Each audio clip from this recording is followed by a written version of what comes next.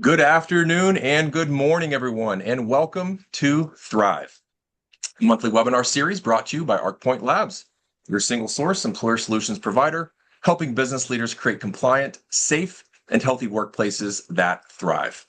Today's topic, medical cannabis, CBD, and safety-sensitive work, why this is not like other medications. My name is Ryan West, your host and Thrive specialist, and pleased to share the virtual floor today with the highly sought after thought leader on cannabis, substance use disorders, and workplace safety, Dr. Melissa Snyder-Adler. Like all of you, I'm eager to dive in and learn a few things, but first, a few important announcements. First, ARCpoint's Thrive webinars, unless otherwise announced, are held the third Thursday of every month from 1 to 2 p.m. Eastern Time, 10 to 11 a.m. Pacific. They're free to attend. They're accredited for credentialed HR professionals, and they offer timely, practical information and guidance on a variety of topics, all anchored in ARCpoint's suite of employer solutions. Today's topic is grounded in ARCpoint's drug and alcohol testing and drug and alcohol policy development solutions. Secondarily, our supervisory training and employee assistance program solutions. Next month, we look forward to hosting background screening expert Kendra Semino, who will walk us through the many benefits of continuous monitoring. If you have questions about traditional motor vehicle record reviews, how to strengthen safety, improve retention, and reduce compliance disruptions, you don't want to miss that session. Registration for the August webinar is now live, and you can register right now by clicking on the link in the chat. Second, once today's webinar concludes, there will be a survey asking for your feedback. It's quick, it's easy, and it gives your voice an anonymous platform to influence the type of Thrive content that will best serve you and your business. We have an expert physician speaking today because many of you have been asking for a webinar on marijuana, medical cannabis, and CBD.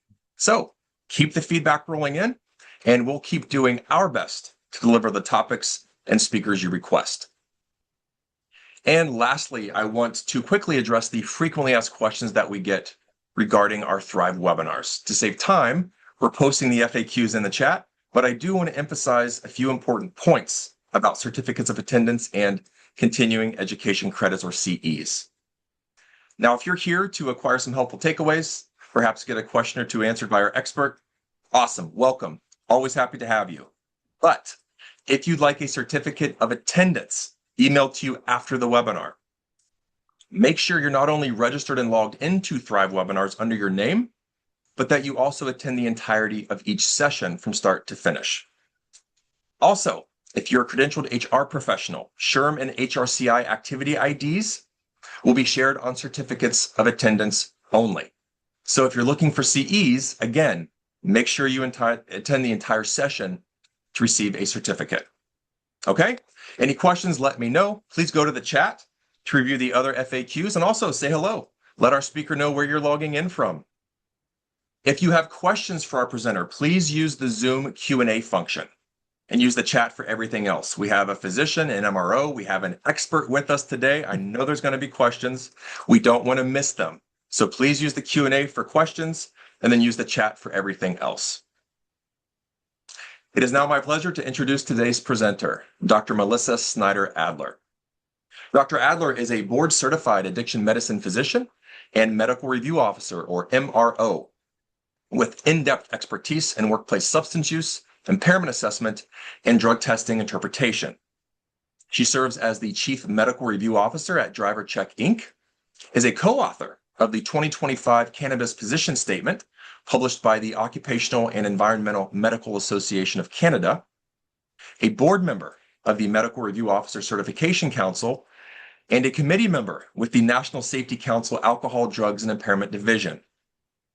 As if all that weren't enough, she is also the developer and subject matter expert for FFD Learning's Alcohol and Substance Awareness Program, or ASAP, and a sought-after international speaker and expert witness on cannabis, substance use disorders, workplace safety, drug testing, and fitness for duty.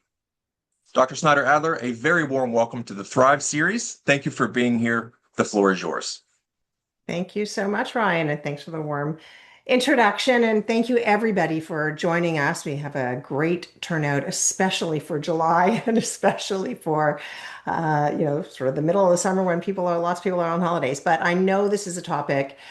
So just quickly, the only thing that I think Ryan didn't really mention, which you may have gotten from all this, is that I am Canadian.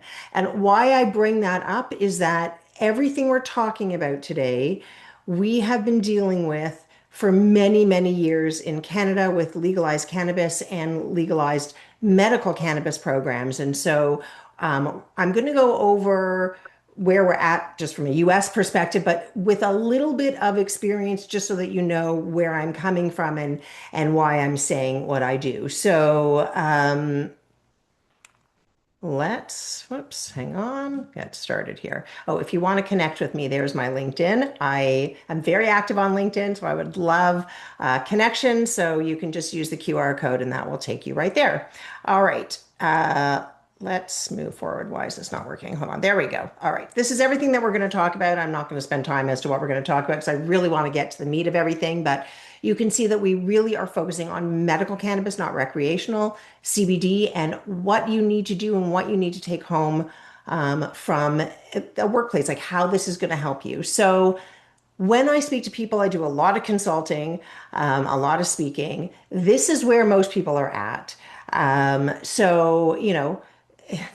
They're sitting there in the workplace with all of these people coming forward and saying, well, it's legal now, or it's Schedule 3 now, or I'm allowed to use it, or it was prescribed, or, whatever, et cetera, et cetera. And it's been very confusing, especially over the last few months, as to how it is that we're supposed to handle this and manage this. So I'm hoping that while I'm not going to create a total calmness in your workplace and for you, that you'll be able to take a few pearls away that will help you kind of get through the next little while, especially as the landscape still continues to change.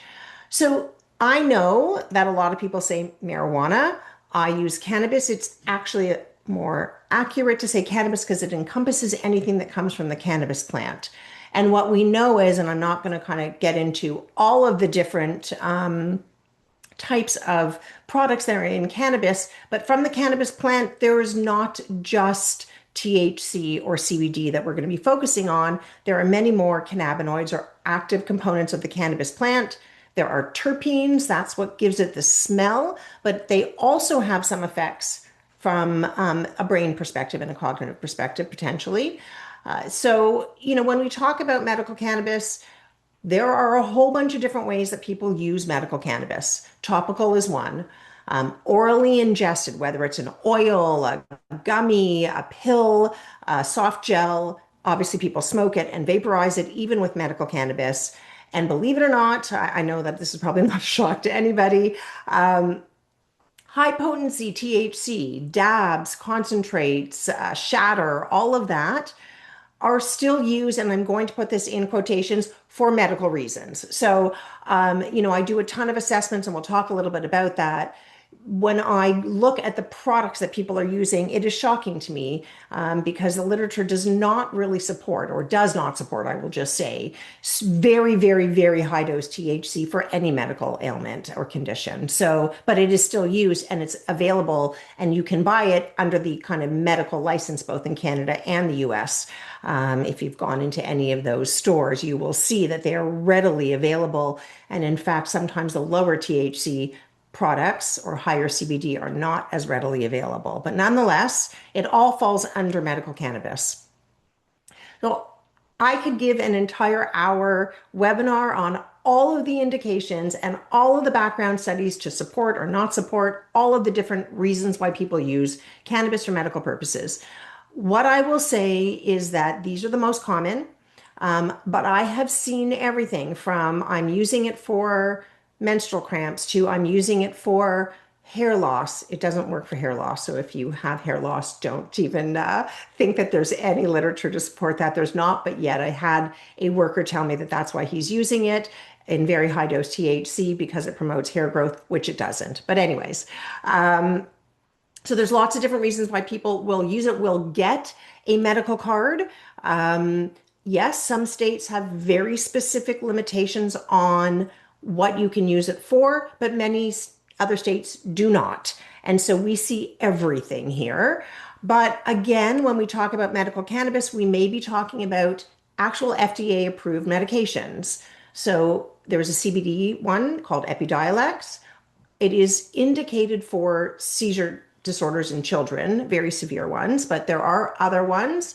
Dronabinol, which is there's two different forms of it in the US. So these are medications. They are prescribed. You get them at a pharmacy. It's not, you don't need a medical card. It's a prescription like I would prescribe anything else, an antibiotic, for example, where you fill it at a pharmacy, but they are cannabinoids, meaning either synthetic, meaning made by the lab or not, and they can have impact. So that's why I bring them up. They're not used as much as the state authorized medical cannabis. And in the states that have those programs, this is mostly what we're talking about here. But then there's a whole subset of people that are using cannabis for medical reasons. And again, I put that in quotations, but they're basically self-medicating. So they may say, well, I use it for sleep, I use it for pain, I use it for PTSD. My doctor told me I can use it, but they may not have a real authorization, especially in the states where there's legalized recreational cannabis. Many will say, well, it's legal here anyway, so it doesn't matter if I use it from a medical side or not. So this is where we're at in the US right now with authorizations, like whether you can have cannabis medically authorized, recreational, etc. This is as of the beginning of June, I believe it was updated last. There are only two states that do not have any kind of medical program at all. So there are the ones in red that are the low THC and CBD, but there are still two that have nothing at all. So let's now dive into that's kind of where we're at. That's like the background to all of this. But what I want to talk about is impairment. And I really want to drive home the point, which you'll hear me say over and over again, that cannabis is cannabis, meaning how it impacts your brain is no different when it's medical or recreational for the most part. So there's a bit of a caveat to that, which we'll go through, but we're still talking about the same drug that's going into the body, into the brain, and affecting the brain and the body. And so let's talk about first what we mean by impairment. Often, when I say impairment, everybody thinks about the time that you're feeling high, stoned, wasted, inebriated, intoxicated, whatever word you want to use. Impairment, though, goes beyond that. And this is the Canadian Society of Forensic Sciences, but it's probably one of the best descriptions of impairment or definitions of impairment that I've seen, and I really like this one. And this is what I'm going to highlight here. Impairment can be defined as a decreased ability to perform a task. End of story. Sleep deprivation causes impairment, right? You're not intoxicated from it, but you can have impairment from being sleep deprived. So there's many other medical conditions, including chronic pain, including anxiety and depression, that can lead to impairment. So it's not just substances that do.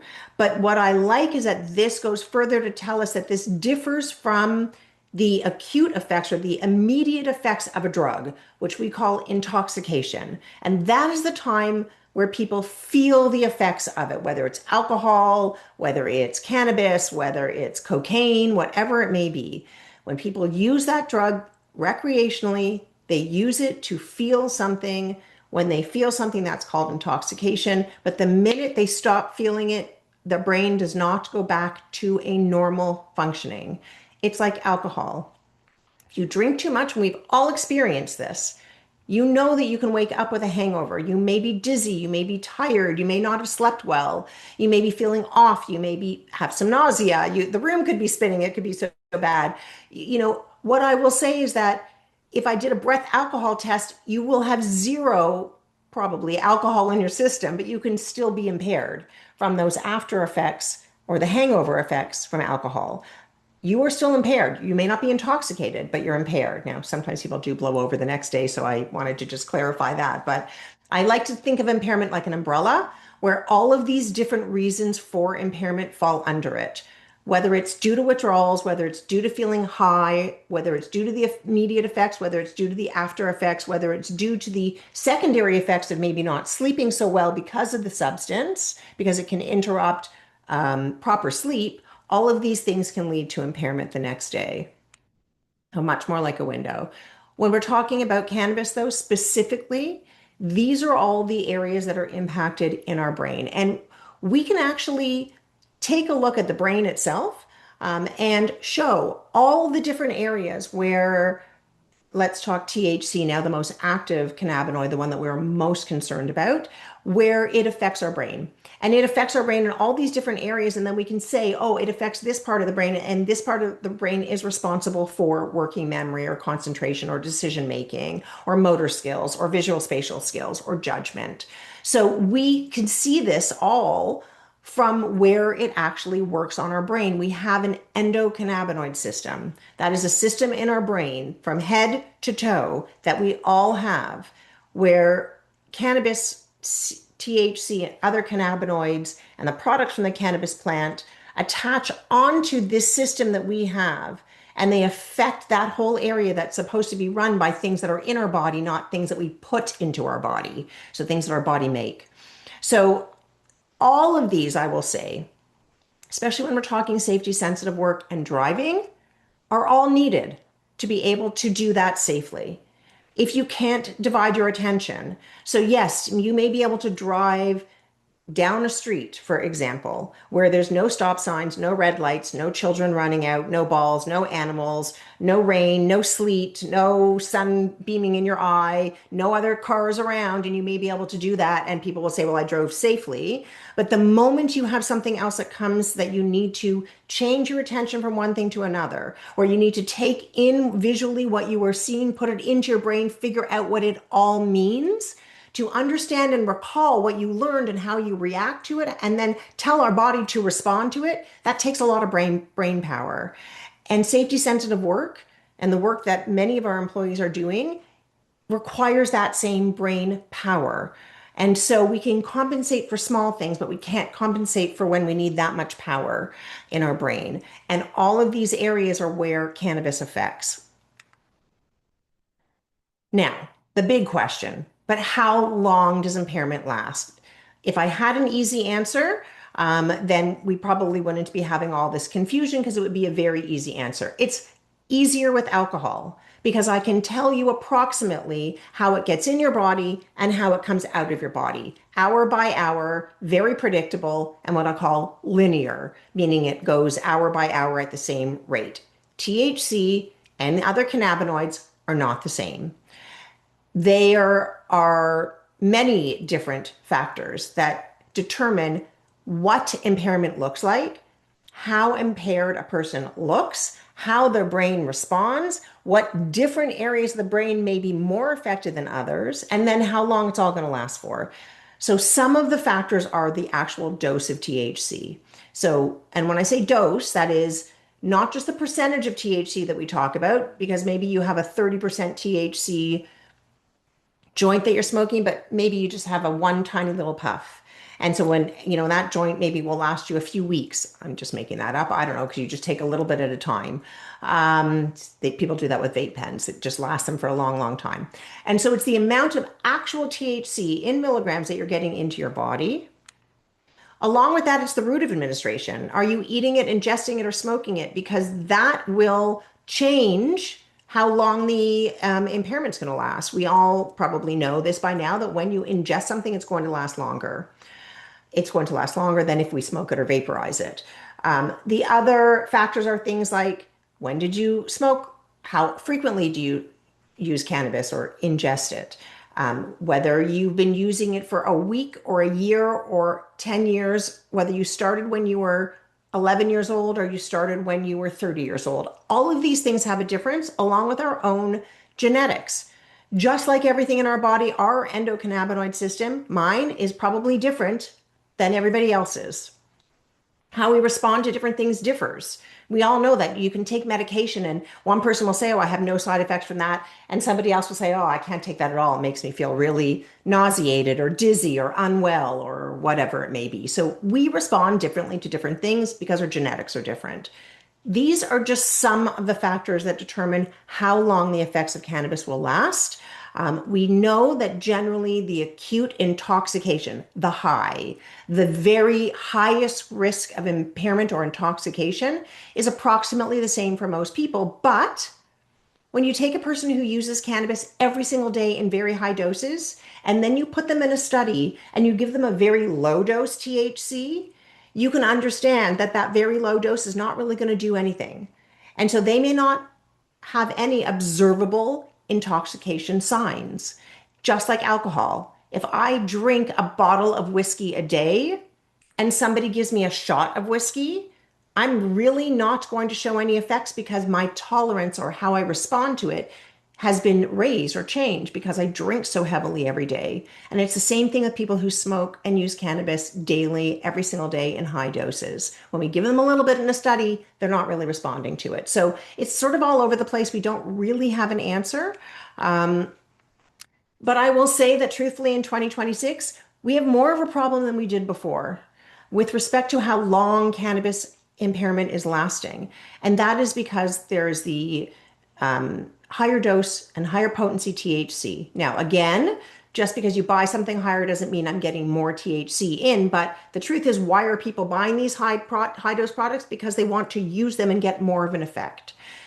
More edibles and more vapes. The reason why I say that's more problematic from a workplace perspective is it's a lot easier to hide. So if I bring a brownie or I bring a brownie baked with cannabis to work, no one's going to know the difference. There are vape pens that people smoke that have no odor at all. So that typical, like, I smell cannabis smell is not there. And so we do see this being used at the work, and it is a bit more of a problem from that perspective. General use of cannabis is increasing across the board in the US and in Canada. And what is even more interesting, despite all of this, and whether it's political or not, is that what we hear and what we see on social media is it's legal, it's safe, it's fine. You know, you all make a big deal out of it because you are anti-cannabis, anti-marijuana, but that's not, and they are sort of taking away the concerns from the general population. So when you go and you ask the general population who really depend on social media, truthfully, for their education, what they're hearing is it's no big deal, it's safe, it's safer than alcohol. And that's what they're hearing. That's what they say. And when things are no big deal, no problem, and quote unquote, everybody is doing it, it spills into the workplace and it becomes much more of a problem. So I'm going to switch for a moment from just general impairment from cannabis perspective to CBD. I will say that CBD probably, believe it or not, causes many more questions and problems than cannabis or THC does, or high dose THC does, from a workplace perspective. This is where I get most questions from because it's so, out there and there's so many different thoughts about it. But let's just make sure we're getting all of the language straight first.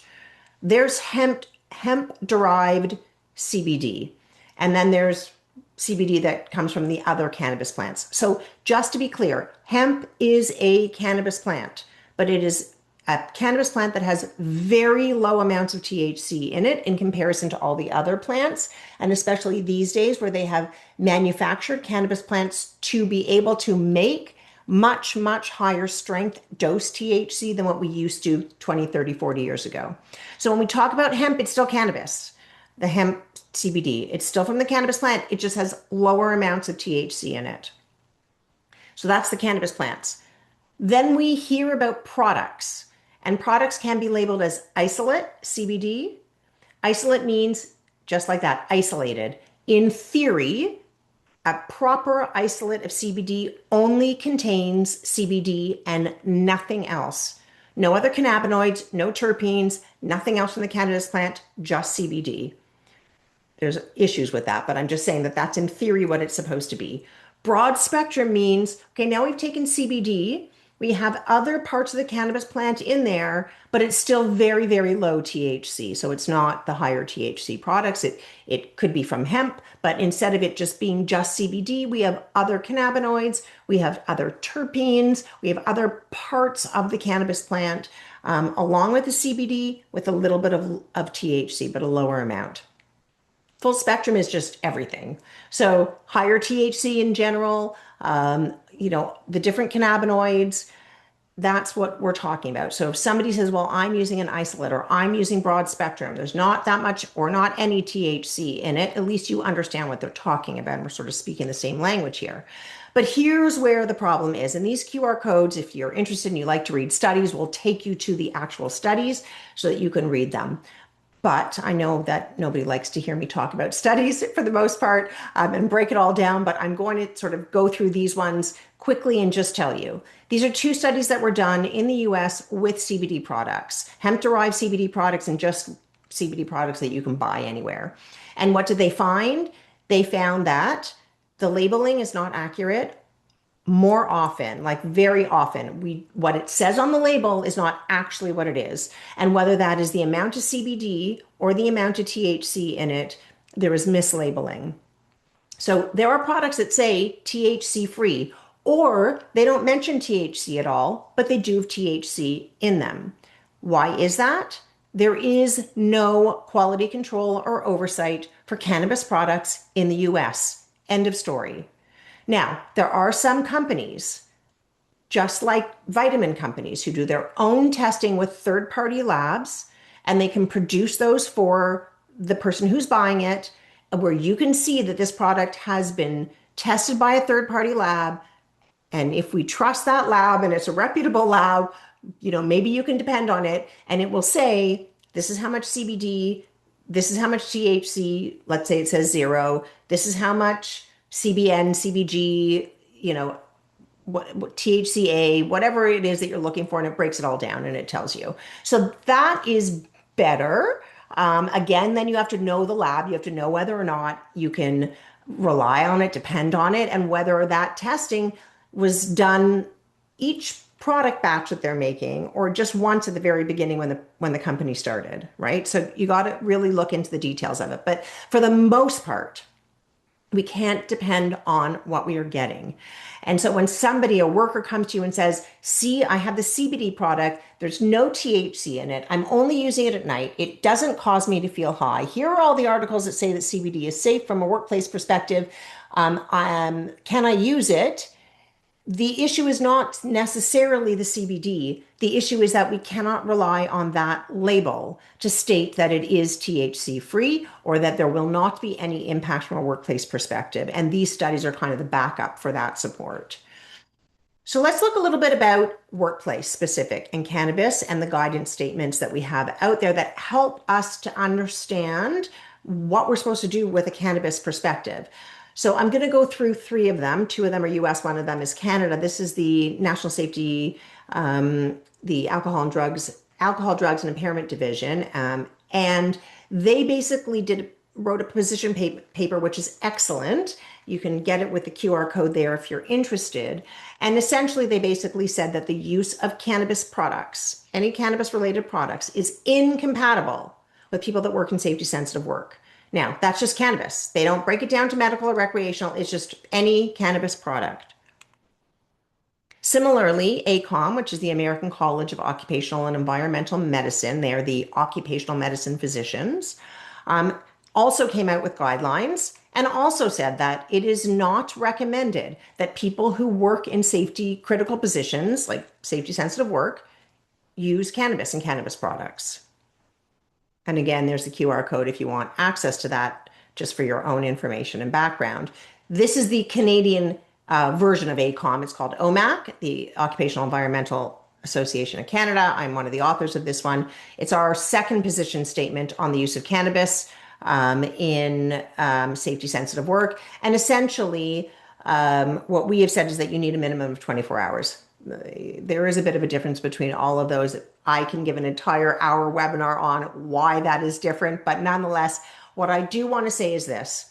All 3 of those guidelines do not differentiate medical and recreational cannabis because, again, it is the parts of the cannabis plant, whether you're using them medically or not, that go into the brain. So even if it's medical, you're using it to go into the brain and impact your brain in a way that may be problematic from a workplace perspective and a driving perspective. So it doesn't really matter where it comes from. All right, so here's the big thing, the schedule change. So just as a reminder, as of today, recreational cannabis in any form in any state from a federal perspective is still considered Schedule 1, okay? But what changed was with state authorized medical cannabis and cannabinoid prescriptions, that's the FDA approved medications, are now considered Schedule 3. This is where all the confusion comes in as to what we are going to do from a workplace perspective. So I really want to walk through a little bit of this, what it means and what it doesn't mean, because there are implications from a workplace perspective. So what does it mean? We rescheduled. It means that they are recognizing that there is a potential medical use of cannabis and cannabinoid products, that we can do more research now with it. But from a workplace perspective, and what we're going to talk a little bit more about is this, that we now need to consider this, and I'm going to explain this, so don't freak out when I say this, but consider it similarly to other highly impairing medications. And we'll talk about what that means and how you do that in a moment. But that's really what the gist of this is anymore. We can't just say it's an illegal substance and you can't use it whether it's medical or not. If you are in a state where there is some state authorized medical cannabis program, we are now considering this similar to, and I will say very impairing other medications. Okay, so that's that part of it. This is what we're going to walk through in the next little, next 15, 20 minutes here. So what it does not mean that we have to take somebody who has a medical authorization and put them into safety sensitive work automatically because they have a medical card. It does not mean that we can't do drug testing for THC unless there's a state regulation that speaks otherwise. It doesn't mean that you can't maintain a safe workplace. It doesn't mean that just because they say it's my doctor told me that you now have to do, they can do anything and everything from a workplace safety perspective. It does not mean any of those things. Similarly, very impairing medication is the same thing. It's prescribed by a healthcare provider. It's picked up at a pharmacy. It's an FDA approved medication. But if it's highly impairing, then they may not be able to perform the duties of their position. And so that would be things like high dose opioids, benzodiazepines. There's a multitude of other medications that we use often that are highly impairing, that I would not encourage anybody to have any safety sensitive position while they're using those medications. So cannabis has to be treated the same way. As a reminder, this does not change anything from a DOT perspective. So from a DOT perspective, there's no change. It is still a federally illegal substance from a recreational perspective. And therefore, as of today, nothing changes if you are subject to DOT testing. It doesn't matter if you have a medical authorization. Does not matter if you live in a state where there's state authorized medical cannabis. It does not matter if you have a card or you don't have a card. A positive test is a positive test. So this is when we talk about drug testing or, taking a look at it. Again, this is not DOT. This is non-DOT that I'm talking about. So at the end of the day, as employers, just like other highly impairing medication, there has to be a balance between whether they can use it safely or not and perform the duties of their particular job. But accommodation, meaning accommodating somebody who has a prescription or a medical authorization, because cannabis from being authorized, not the FDA approved medications that are prescribed, are not prescriptions. They are not FDA approved medications. They are recognized as Schedule 3, but they are not FDA approved medications that have gone through all of everything that has to go through in order to get that from a prescription perspective. It appears that you probably still need to accommodate in some ways, but that does not mean automatic clearance to work in safety sensitive work or in their position. Okay, so that does not equal the same thing. Just because something is needs to be accommodated or needs to be investigated as to whether you can accommodate does not mean that you're putting them in a position where safety is a factor. So, what does the individualized assessment look like? This is probably something that many people have not done, and this is something that I have done on hundreds, if not thousands of times. Because again, in Canada, we've had medical cannabis since 2000. It was very hard to get at the beginning. And then in and around 2000 and I want to say 12, 13, 14, we skyrocketed. Like everybody got medical authorizations. Often it was because they wanted to be able to have a medical authorization so they could tell their workplace, oh, my doctor prescribed it to me or authorized it. It's not a real prescription. Same thing as in the US. They authorized it, therefore I can use it, and therefore my positive test shouldn't be positive, and therefore I can still work. Not the case. But we saw a huge upswing in that. And then when it became federally legal, that dropped down a little bit, but there's still lots. So what does this mean? Means looking at the actual position that the individual is working in. And you do need to go through these steps for this individualized assessment.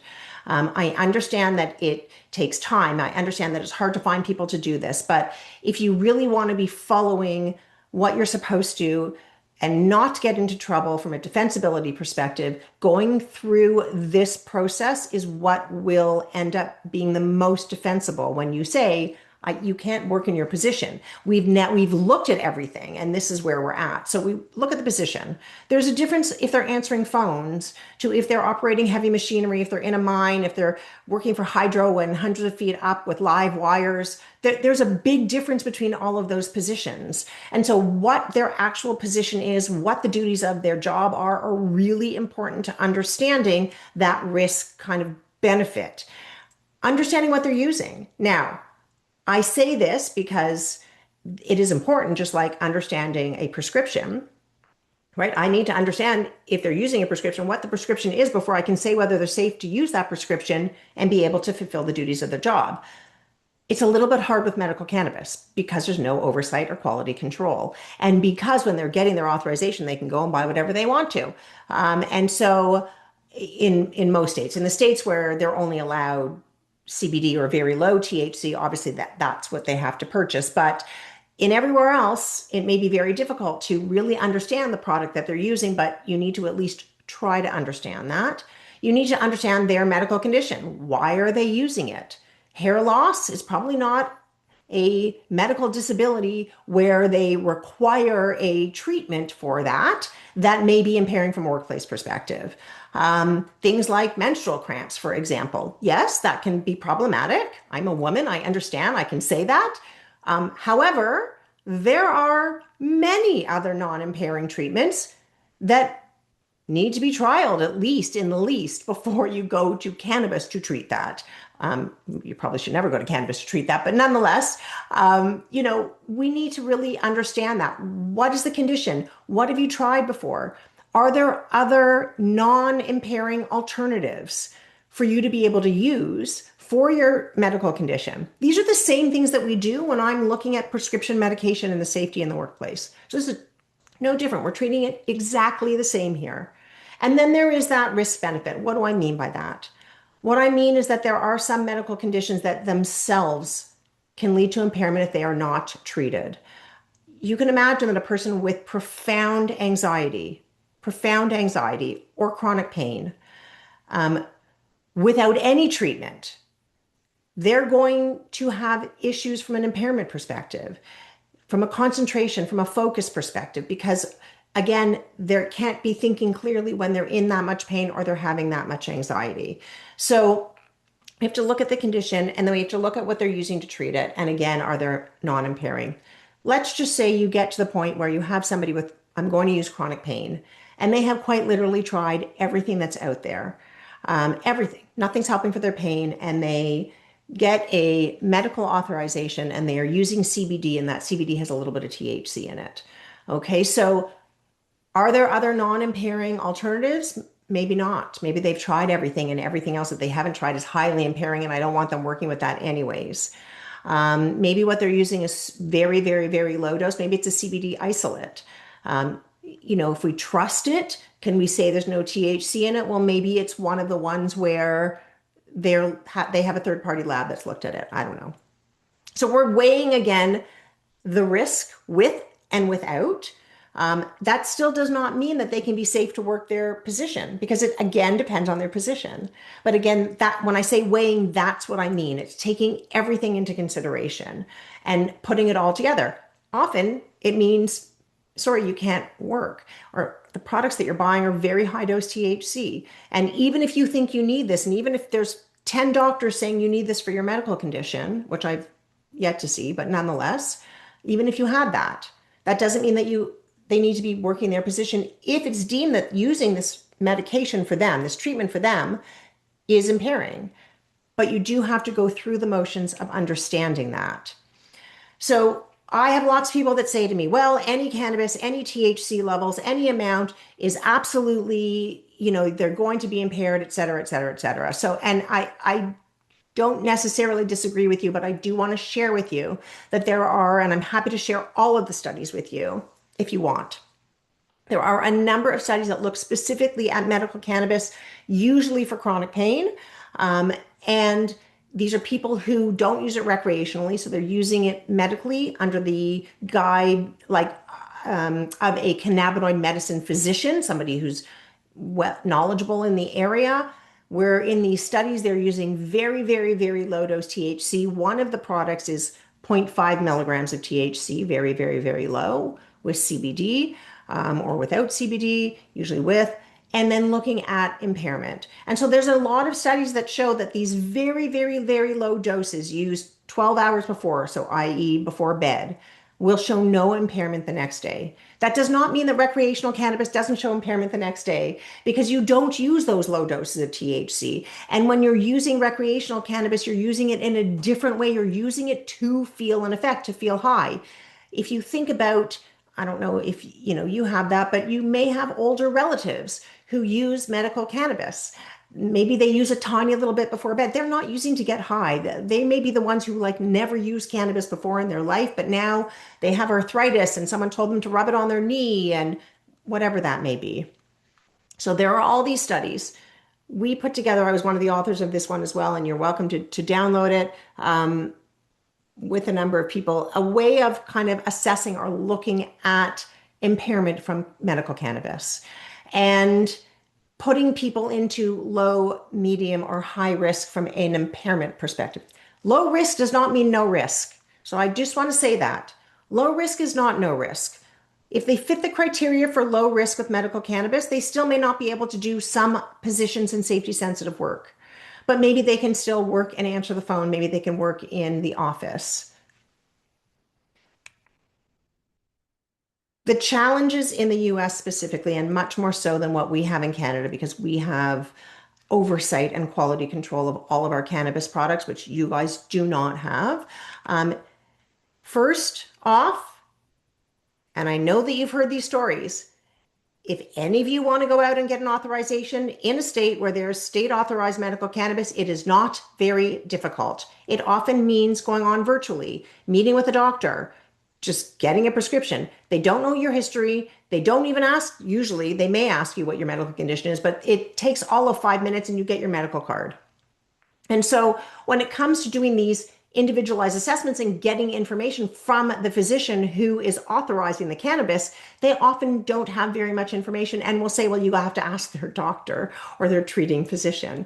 And so, getting information from that perspective is hard because they haven't waited. Now, there are some really good doctors out there. I've met them. I know them. They will not use cannabis products at all unless they are treating the person for that particular medical condition, and they have tried everything else, and it is third line or fourth line, and they are treating their condition along with giving them the cannabis products. So that's the other thing. The challenges is also figuring out the dose. So I can't, figuring out the dose. If I can't depend on what it says on the label, it's a little hard for me to determine what the dose is. If there's no restrictions as to what they're going to buy in some of these states, I can't figure out how much THC they're using. And if I don't know how much THC you're using, I can't say whether you're safe. It would be like you saying to me, well, I have a prescription for a pain medication. And then for me to say, well, what's the name of the pain medication? What dose are you taking? How much are you taking per day? And they would just say, oh, I can go get whatever I want from the pharmacy. Well, I can't assess whether you're going to be safe from a workplace perspective because I don't know what you're taking. So that's the other challenge. So although I'm saying that we go through this sort of individualized assessment, the truth of the matter is it's really hard to do and to get a firm answer, but you still need to go through, for the most part, that whole assessment unless you are in an industry that has overriding regulations with respect to that use of any kind of medical cannabis product. So it's for everybody else where there's no kind of regulations that take precedent. Okay. So I do want to leave lots of time. Well, I didn't leave that much time, but I do want to leave time for questions. So we're really putting this all together and really taking a look at your policy, the medical, the state things, the individualized assessment, the actual position, and how and if you can accommodate. So I'm sorry that I ran longer than I wanted to speaking, but I'm going to try to get to questions. Please know that any question that it remains that I have not answered, I will answer and send you an email with that answer. My email is there somewhere. Yes, you can reach out to me on LinkedIn. You can email me. I will answer your questions. I spend lots of time on email and answering questions. So I'm very happy to answer any questions that you have. But I do want to go through. So I'm going to go through these questions here. Give me a second here. All right. What do you recommend doing if you believe an employee to be under the influence while on a video call? Being on a video call, and this was really common in COVID where people were at home, working at home and drinking or smoking or using substances. Impairment, any cause impairment, any position that you're doing is usually a breach of the policy. And so it then means that you need to have a conversation. My suggestion is document everything. Document what you're seeing, document what you're hearing, document all the nuanced concerns that you have. And if you are the person who's supposed to be talking, like if you're the supervisor, you're the manager, you're upper management, you're leadership, and you're the one who's going to be having a conversation with that person, do it in person when you know that they are not under the influence of something or impaired so that they can understand and have a conversation. Maybe they have a substance use disorder. Maybe they're using during work hours because they need to, maybe they need help. So it's documenting everything and then speaking very clearly to find out what it is that's going on. But any impairment from a work perspective does not matter what you're doing, should not be tolerated. Can you have baseline incident scenarios? Oh, where did that one go? There we go. Can you have baseline incident scenarios that supersede a medical marijuana card when the employee fails for THC on a drug test? For example, if someone crashes their vehicle into a stationary object. Okay, so here's the thing. When you are doing drug testing post-incident, because this is a post-accident, post-incident scenario here, you crash it.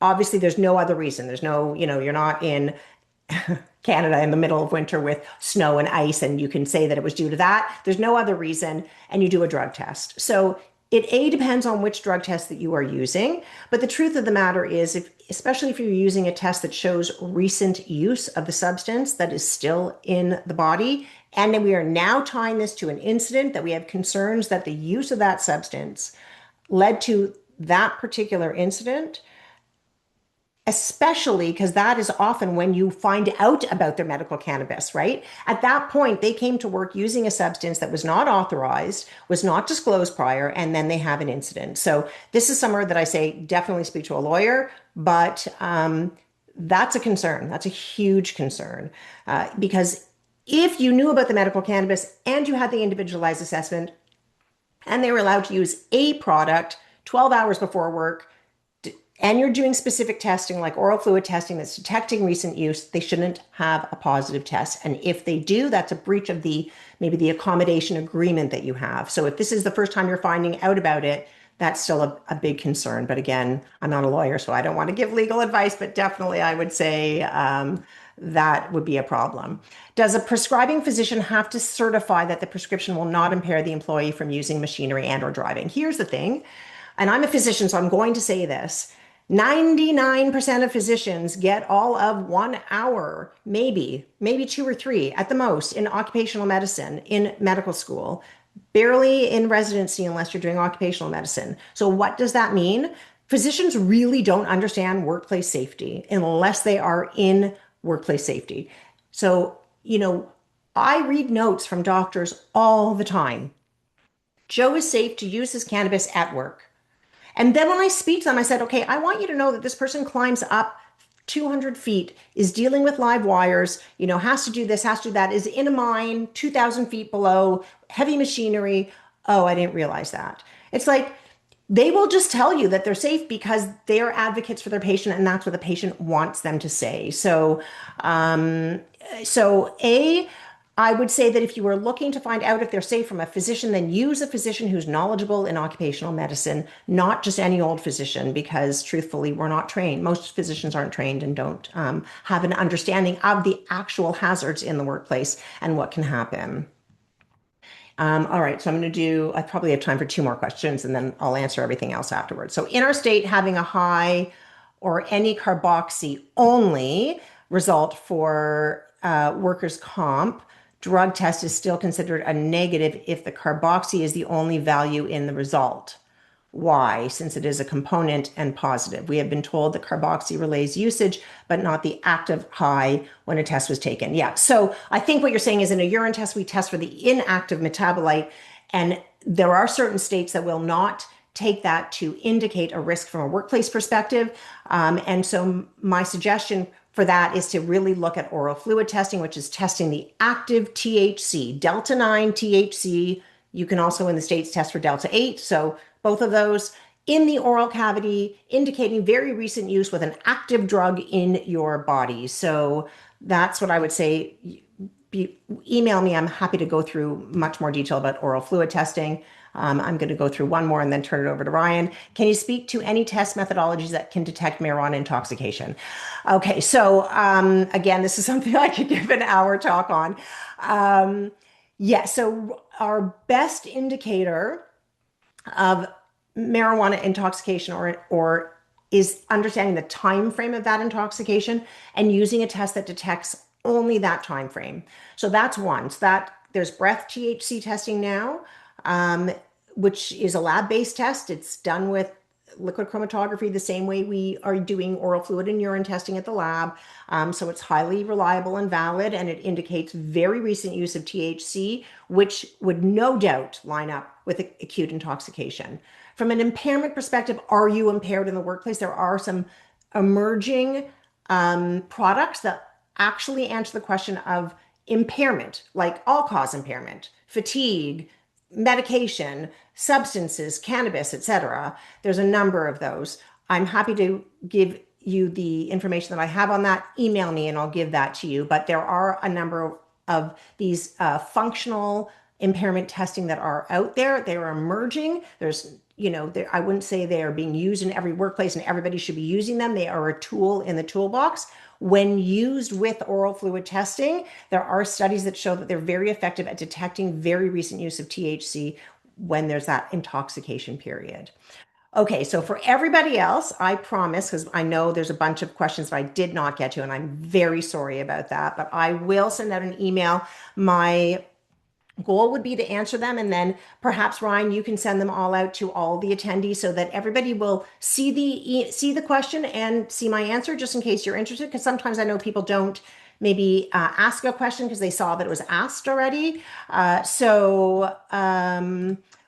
will do that for you, and also just email me if you want any questions. And Ryan, I'm going to turn it over to you now.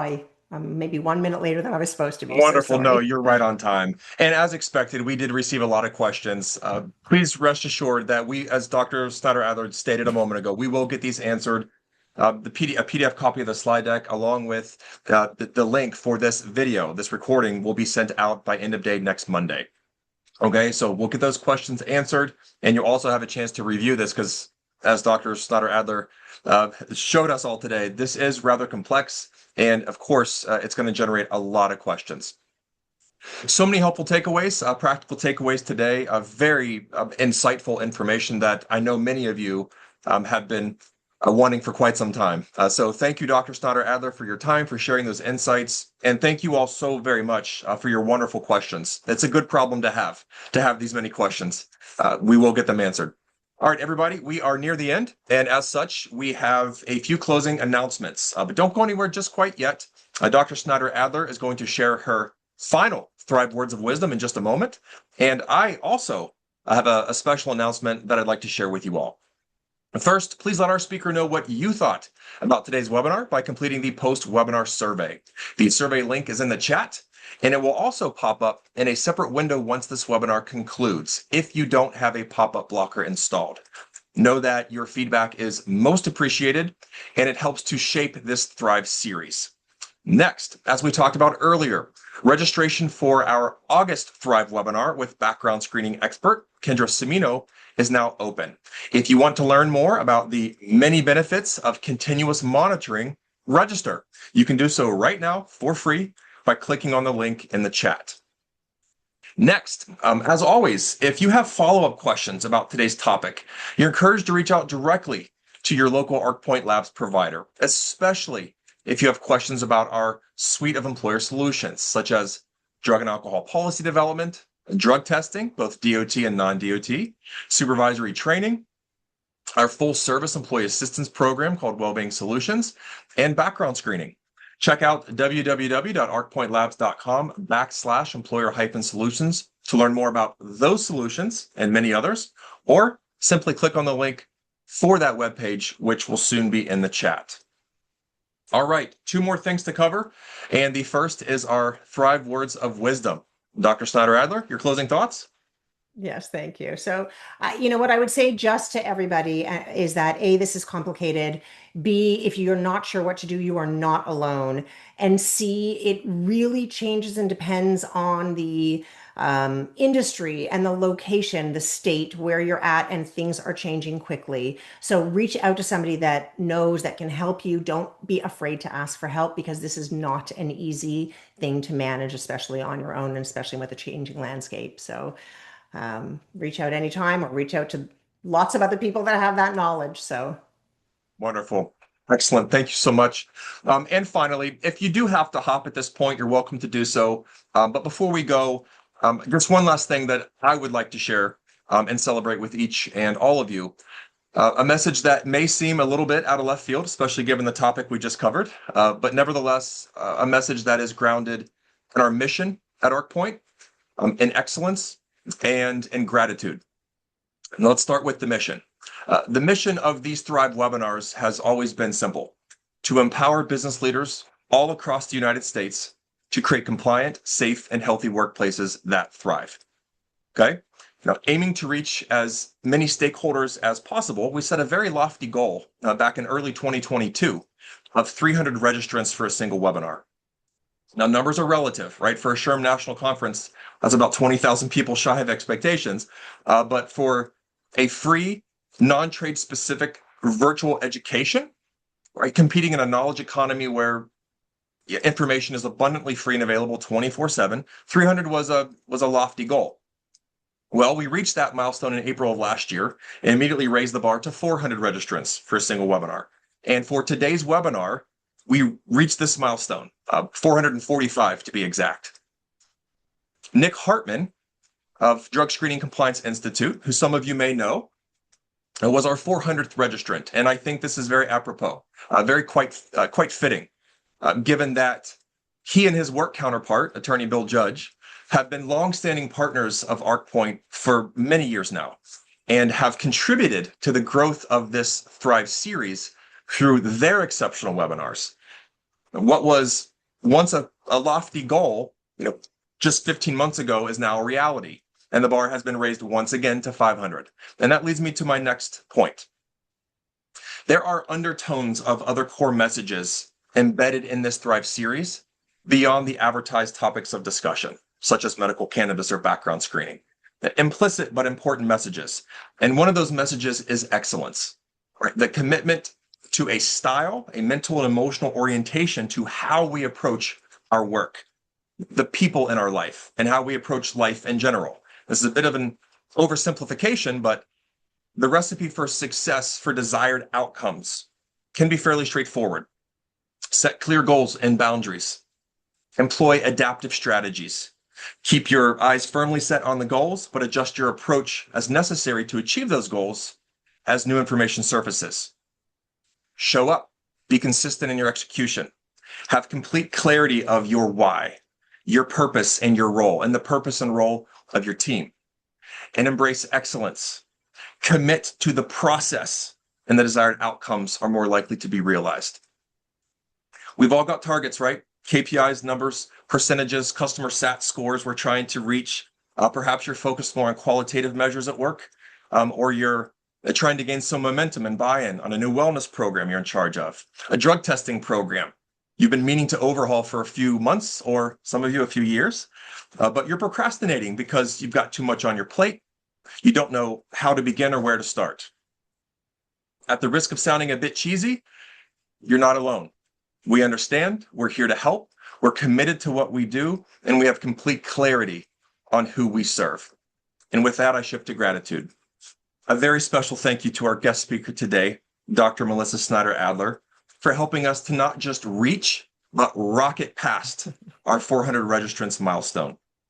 To all Thrive speakers, thank you for your commitment to excellence, to honing your craft, and to sharing your knowledge and your practical insights with all of us every month in support of your mission and the mission of ARCpoint.